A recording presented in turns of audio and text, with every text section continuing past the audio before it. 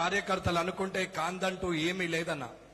ఎవరైనా సరే ఇవాళ ఏ నాయకుడైనా భారతీయ జనతా పార్టీలో ఆఖరికి నేను కూడా కాంగ్రెస్ లో నుంచి బీజేపీలోకి వచ్చినాం గాని ఇలాంటి కార్యకర్తలను నేను ఎక్కడా చూడలేదు. 1999 నుంచి కార్యకర్తల చూస్తున్నటువంటి నేను నిజంగా నిజాయితీగా ఉండి మాట మీద ఉండి కష్టపడి గెలిపియాలనే తపన కసి ఉన్నటువంటి భారతీయ జనతా పార్టీ కార్యకర్తలు ఓన్లీ భారతీయ జనతా పార్టీలోనే ఉన్నారు కానీ వేరే పార్టీలో లేరు. ఇది నిజం. ఎందుకంటే నేను కూడా అన్ని పార్టీల్లో అంటే కాంగ్రెస్ పార్టీలో నేను కూడా చూసిన గంగారాం గారు అన్నట్టు ఆ అన్న చెప్పినట్టు కూడా నిజంగా మీలాంటి కార్యకర్తలు ఉంటేనే మాలాంటి లీడర్లు ఉన్నారు. అన్న ఇవాళ నేను ఎమ్మెల్యే గెలిచినా అది భారతీయ జనతా పార్టీ కార్యకర్తలు వేసిన భిక్షమే తప్ప నా గొప్పతనం ఏమీ లేదు. అది కార్యకర్త బలం. రేపు గెలవబోయే ప్రతి ఒక్క నాయకుడు కూడా భారతీయ జనతా పార్టీ కార్యకర్త చెమట చుక్కతోని కష్టంతోని వారికున్న నీతి నిజాయితీతోని ప్రజల మధ్యన తిరిగి సంపాదించిన ఓట్లతోని గెలిచిన వాళ్ళమే తప్ప లీడర్లుగా మేం చేసింది ఏమీ లేదు. అన్న ఒక కార్యకర్త అనుకుంటే 100 మంది కార్యకర్తలు అనుకుంటే 100 మంది లీడర్లను రాత్రికి రాత్రి తయారు చేయొచ్చు. కానీ ఒక్క లీడర్ అనుకుంటే 100 మంది కార్యకర్తలను తయారు చేయాలనుకుంటే చాలా ఏళ్లు పడుతుంది. అది కార్యకర్త బలం. అన్న కార్యకర్తగా మీరు మీ గ్రామాల్లో పనిచేసి మీరు మీ గ్రామాల్లోనే పనిచేసి ఎట్లయితే ఓట్లు సంపాదిస్తారో అప్పుడే గుర్తింపు వస్తుంది. అన్న ఇవాళ నేను వచ్చిన ఎక్కడ వెళ్ళినా అందరూ కూడా అభిమానిస్తున్నారు. దానికి కారణం గుర్తింపు. ఆ గుర్తింపు ఎట్లా వచ్చింది? గెలుపుతోనే వచ్చింది. ఆ గెలుపు ఎట్లా వచ్చింది? భారతీయ జనతా పార్టీ కార్యకర్తలు కష్టపడితే వచ్చింది. ఆ కార్యకర్తలకు ఎట్లా కష్టపడ్డారు అంటే ప్రజల మధ్యన నిత్యం ఉన్నారు, రోజు ప్రజలకు అందుబాటులో ఉన్నారు. వారికి ఏదన్నా సమస్య వస్తే నేనున్నా అని చెప్పి ధైర్యం ఇచ్చిర్రు. వారందరినీ చూసి ఆ గ్రామంలో ఉన్న వ్యక్తులు ప్రజలు ఓట్లేసి గెలిపిస్తే గుర్తింపు వచ్చింది. అన్న ఎటు తిరిగి వచ్చినా గ్రామంలో మీకున్న పట్టుతోనే రేపొద్దున ఏదైనా గెలుపు అనేది నేను చెప్తున్నా. మీరు మీ ఊర్లో 1000 ఓట్లున్నాయి అనుకుందాం.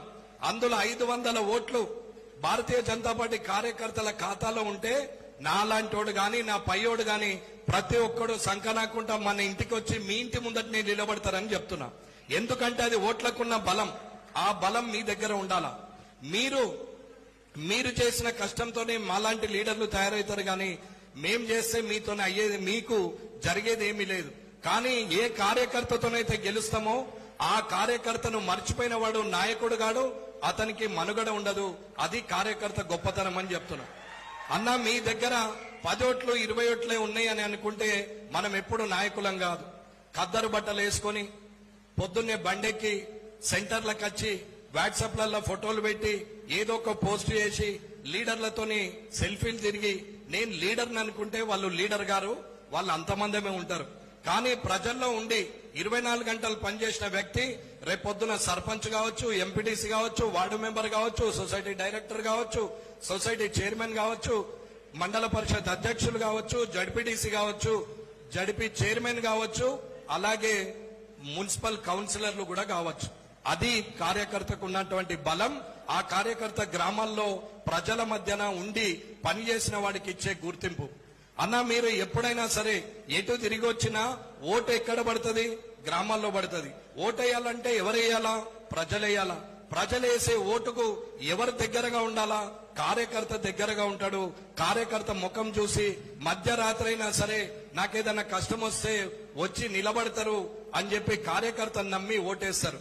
మోడీ గారి బలం సగమైతే ఇంకా సగం కార్యకర్తలు తప్ప మధ్యలో ఉన్న మేం కాదు అని చెప్తున్నాం మేము. అన్న ఏదైనా సరే లీడర్ అనే వ్యక్తి ఇవ్వాల్సింది రెండు. ఒకటి నమ్మకం, రెండోది ధైర్యం. మాట ఇస్తే మరవడు, ఏదైనా చేసి చూపిస్తాడు. నాకు మాట ఇచ్చిండు కాబట్టి నా ఓడు ఉన్నాడనే నమ్మకం ఉండాలా. ఏ రాత్రి ఆపదొచ్చినా ఎంత పెద్ద కష్టం వచ్చినా మా నాయకుడు ఉన్నాడనే ధైర్యం ఉండాలా. ఆ రెండిచ్చినోడే లీడర్ అవుతాడు తప్ప వేరే వాళ్ళు కారు అనేది ఆలోచించుకోండి. అన్న మీరు చేసే పని వల్ల మాలాంటి వాళ్ళు వస్తారు తప్ప మీరు చేయని కష్టం మాలాంటి వారికి ఓటమే వస్తుంది. అందరు లీడర్లు ఏమనుకుంటారంటే గెలిస్తేనేమో నా కష్టంతో గెలిచిన అనుకుంటారు, ఓడిపోతే కార్యకర్తలు పని చేయలేదని చెప్తారు. అన్న గెలుపైనా ఓటమైనా కార్యకర్తదే బాధ్యత తప్ప లీడర్ గొప్పతనం ఏం లేదనేది చెప్తున్నా. దయచేసి మీరందరూ కూడా మీ ఊర్లలోనే పనిచేయండి అన్న. బయట తిరిగి మనం ఏది షో చేసినా నీ ఊర్లో పట్టు దొరకదు. ఇవాళ మీ ఊర్లో మీరు పనిచేసి మెజారిటీ ఓట్లు మీ ఊర్లో తెస్తే రానున్న 3 నెలల్లో లోకల్ బాడీ ఎలక్షన్లు ఉన్నాయి. అప్పుడు మీ ఊర్లో మీరు sarpanch, MPTC, society chairman, director, మండల పరిషత్ అధ్యక్షులు, జిల్లా పరిషత్ మెంబరు, జిల్లా పరిషత్ అధ్యక్షులు, మున్సిపల్ కౌన్సిలర్లు, మున్సిపల్ చైర్మన్ అయ్యే అవకాశం ఉన్నది. ఎప్పుడైనా రాజకీయం నా కొరకే చేసుకుంటాను అనుకోవాలి కానీ నేను ఎవరికో సేవ చేస్తున్నా అనేది కాదు. నేను బీపీ పాటిల్ గారికి సేవ చేసిన, బాగా కష్టపడి గెలిపించిన, నేను వెంకటరమణారెడ్డికి బాగా కష్టపడి గెలిపించిన అని అనుకునే కన్నా నేను రేపు ఎప్పటికైనా సరే, నేను 5 ఏళ్లకైనా సరే 10 ఏళ్లకైనా సరే ఈ ఊరికి సర్పంచ్ కావాలా, ఈ ఊర్లో నేను సొసైటీ డైరెక్టర్ కావాలా, ఈ ఊర్లో ఎంపీటీసీ గెలవాలా, 10 ఏళ్లకైనా మండల పరిషత్ అధ్యక్షుడిని కావాలా, అవసరం వస్తే అవకాశం వస్తే కష్టపడితే 15 సంవత్సరాల లోపల నేను ఈ కాన్స్టిట్యున్సీకి ఎమ్మెల్యే కావాలనే కసితోని పనిచేసినప్పుడే మనం అందరం గెలుస్తామనేది చెప్తున్నా. అన్న, ఎప్పుడైనా సరే మీ ఊర్లలో మీరు సర్పంచులైతే మండలంలో ఉన్న అన్ని సర్పంచులు మీరే అయినప్పుడు నాలాంటి ఎమ్మెల్యే గెలుస్తాడు, బీపీ పాటిల్ గారు ఎంపీగా గెలుస్తారు, అన్ని సీట్లు గెలిచే అవకాశం ఉంటది. రాష్ట్ర ప్రభుత్వం, కేంద్ర ప్రభుత్వం కూడా వస్తుంది. ఇది ఒక్కసారి మీరు గమనించి గ్రామాల్లోనే మీరు పని చేసుకుంటూ మీ స్థానబలం ఎక్కడుందో అక్కడ